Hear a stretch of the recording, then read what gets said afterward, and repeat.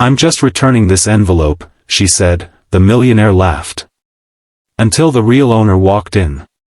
The lobby fell silent the moment she stepped inside. A little girl no older than 10, wearing a faded yellow shirt and carrying a worn-out brown backpack, walked straight toward the long wooden table where two sharply dressed executives sat.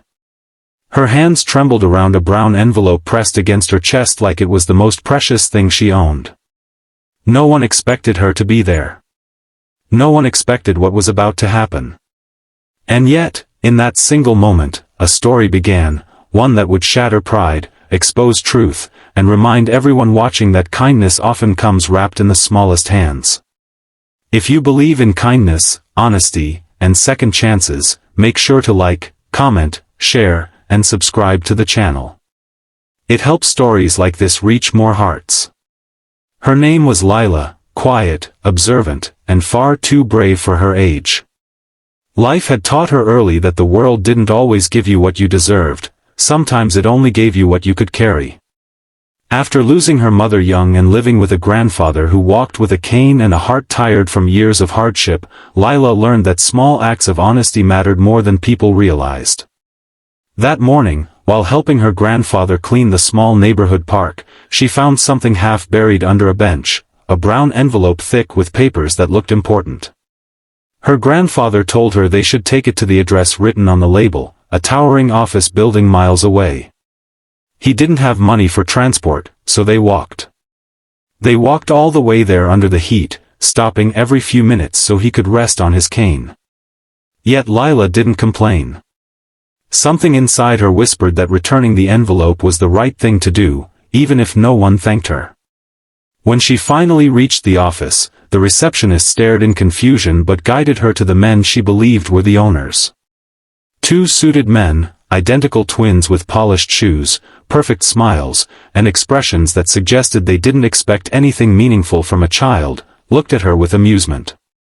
One leaned back confidently while the other smirked as if waiting for a joke to reveal itself. The room was modern, glass-walled, filled with the quiet hum of air conditioning and the faint scent of expensive cologne. For a moment, Lila second-guessed herself, wondering if maybe she wasn't supposed to be there, but her grandfather's encouraging hand on the glass door behind her gave her courage. She held out the envelope with both hands, unaware that these men were millionaires, partners in a massive real estate empire spanning cities. They thought the little girl had wandered into the wrong office. They thought someone was filming a prank. And so, one of them chuckled. Then the other laughed openly, shaking his head as he asked what a kid like her was doing in a place like theirs. But Lila didn't laugh. Her eyes stayed soft yet steady, and she explained that she was returning something that didn't belong to her, something she found in the park, something she didn't want to lose again. The men barely listened. They waved her off, telling her to give it to security next time. They didn't open the envelope. They didn't even check the name on it. To them, she was just another interruption in their busy schedule. It wasn't cruelty. They simply lived in a world where nothing came for free and people rarely did good without expecting something in return. A child with a dirty backpack and dusty shoes simply didn't fit into their definition of importance. But everything changed the moment the glass door behind Lila opened again, and a frail elderly man stepped inside. Her grandfather. He leaned heavily on his cane, panting slightly from the long walk, his kind eyes scanning the room until they landed on her. He apologized softly for taking so long to catch his breath. It was then that one of the executives froze.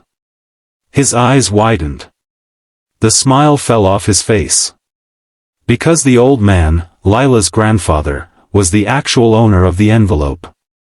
And more importantly, he was once a respected landowner who had sold part of his property to the Millionaire brothers years before. That envelope contained land documents related to a new project the company was rushing to complete. Papers the executives desperately needed. Papers they thought had been misplaced by their own staff. Suddenly, the laughter died. The millionaires straightened immediately, their confidence melting into realization. Lila hadn't brought them a nuisance. She had brought them the one thing their entire project depended on. They stood up, genuinely apologizing now, asking why he didn't call, why he would trouble himself to come all the way there. But the old man simply smiled and said he couldn't risk losing important papers, and he believed in returning what wasn't yours, just as his granddaughter did. The twins exchanged a glance. Shame flickered in their expressions.